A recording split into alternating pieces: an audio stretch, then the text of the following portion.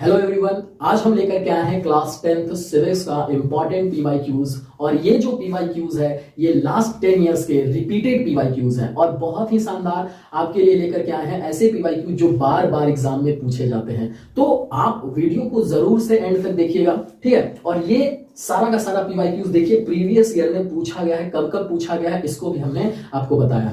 तो चलिए शुरुआत करते हैं बिना किसी देरी के पहले क्वेश्चन के साथ। पहला क्वेश्चन है, describe the division of power between the central government and state government of India. Bharat में जो सेंट्रल गवर्नमेंट है और जो स्टेट गवर्नमेंट है इसके बीच में कैसे पावर डिवाइड किया गया है। तो आपको पता होगा, चैप्टर में पढ़े होंगे आप लोग कंकरेंट लिस्ट और स्टेट लिस्ट के बारे में। तो उसी कंकरेंट लिस्ट और स्टेट लिस्ट को डिफाइन करना है, आपको डिस्क्राइब करना है यहां पर कि सेंट्रल गवर्नमेंट और स्टेट गवर्नमेंट के बीच में किस प्रकार से पावर को डिवाइड किया गया है। और ये जो क्वेश्चन है वो 2011, 18, 17 और 23 में पूछा गया।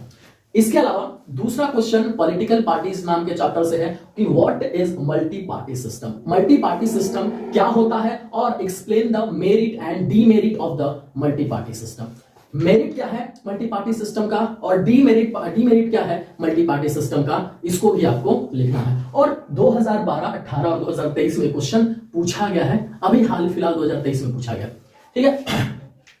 आगे है कि what is meant by a political parties. ये भी पॉलिटिकल पार्टीज से ही क्वेश्चन है कि पॉलिटिकल पार्टीज होता क्या है और describe the 3 component of the political parties. ये तो फर्स्ट पेज में ही है कि बाबू बताइए कि ये जो पॉलिटिकल पार्टीज के 3 कंपोनेंट कौन कौन से हैं, ठीक है, और उसको एक्सप्लेन भी करिए। 2014, 15 और 18 में ये क्वेश्चन पूछा गया है।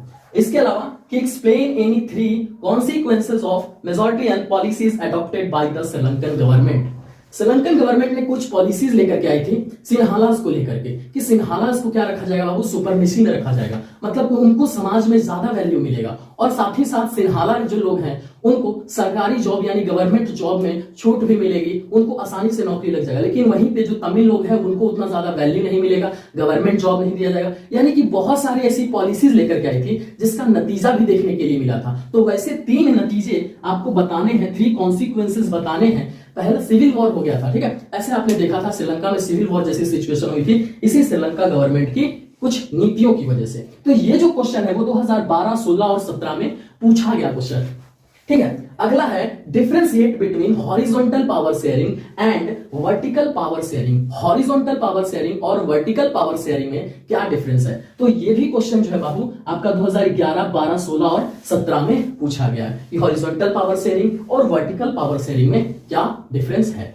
तो आप लोग जानते हैं जैसे कि हमारा जो आपका पार्लियामेंट वाला लेजिस्लेटिव, एग्जीक्यूटिव, जुडिशियरी, ये horizontal power sharing. Vertical power sharing हमारा सेंट्रल गवर्नमेंट, स्टेट गवर्नमेंट और लोकल सेल्फ गवर्नमेंट। तो ये हॉरिजॉन्टल और वर्टिकल पावर शेयरिंग। तो बहुत ही इजी सवाल है, आप बना सकते हैं। इसके अलावा differentiate between coming together federation and holding together federation. क्या डिफरेंस है कमिंग टुगेदर फेडरेशन में एंड होल्डिंग टुगेदर फेडरेशन में। तो आप सभी को पता है कि इंडिया क्या है बाबू, एक होल्डिंग टुगेदर फेडरेशन है और बाकी जो अमेरिका कंट्री है वो कैसी कंट्री है, कमिंग टुगेदर फेडरेशन है। यानी कि इंडिया को तोड़ा नहीं जा सकता है, वहीं पर यूएसए से स्टेट अलग हो सकते हैं, ठीक है। तो ये भी क्वेश्चन जो है 2015, 2018 में पूछा गया, तो हो सकता है कि आपके भी एग्जाम में आ जाए।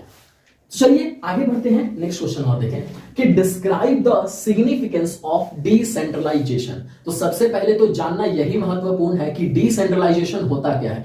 जब कभी भी पावर को एक लेवल ऑफ गवर्नमेंट से दूसरे लेवल ऑफ गवर्नमेंट के बीच में डिस्ट्रीब्यूट किया जाता है, बांटा जाता है, तो उसी को हम लोग क्या कहते हैं, हम लोग डिसेंट्रलाइजेशन कहते हैं, ठीक है। जब कभी भी जिसके पास ज्यादा पावर है और जिसके पास पावर है ही नहीं, तो ज्यादा पावर वाला जो इंसान है या फिर ज्यादा पावर वाली जो गवर्नमेंट है वो कम पावर या फिर नहीं है जिसके पास पावर, उसको पावर डिस्ट्रीब्यूट करके अपनी पावर देती है। तो यही जो प्रोसेस है हमारा, यही क्या कहलाता है, डिसेंट्रलाइजेशन कहलाता है। तो उसी डिसेंट्रलाइजेशन का क्या इंपॉर्टेंस है, यही हमको इस क्वेश्चन का आंसर में लिखना है। अब है नेक्स्ट क्वेश्चन है कि democracy leads to peaceful and harmonious life among citizen justify.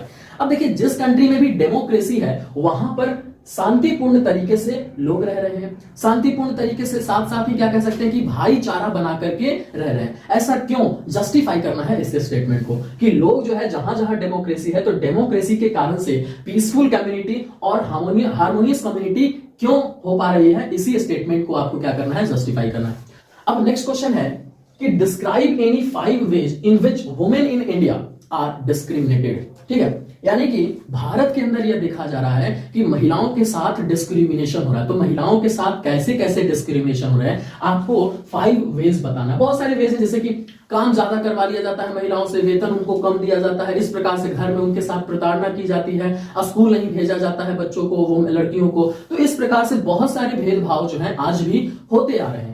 ठीक है, इंडिया के अंदर। तो ऐसे 5 वेज लिखने हैं आपको कि किस किस प्रकार से महिलाओं के साथ, लड़कियों के साथ भेदभाव हो रहे हैं। ठीक है, और ये क्वेश्चन जो है वो 2012, 17 और 22 में पूछा गया प्रश्न है। इसके अलावा analyse the role of caste in Indian politics. Indian politics के अंदर कास्ट का क्या रोल है, यानी कि जो इंडियन पॉलिटिक्स है उसमें कास्ट किस प्रकार से अपना योगदान देती है। यानी कि जाति का सहारा लेकर के बहुत सारे ऐसे राजनेता हैं जो कि अपनी राजनीति को चमकाते हैं, तो इसका बहुत बड़ा योगदान है जाति का। तो ये क्वेश्चन पूछा गया कि 2012, 15 और 18। ठीक है, अब अगला, explain any 3 forms of communal politics. Communal politics क्या होता है पहले तो यही लिखना है, कम्युनलिज्म क्या होता है इसको लिखना है, और इस कम्युनल पॉलिटिक्स के 3 फॉर्म्स लिखने हैं आपको, बस यही क्वेश्चन है।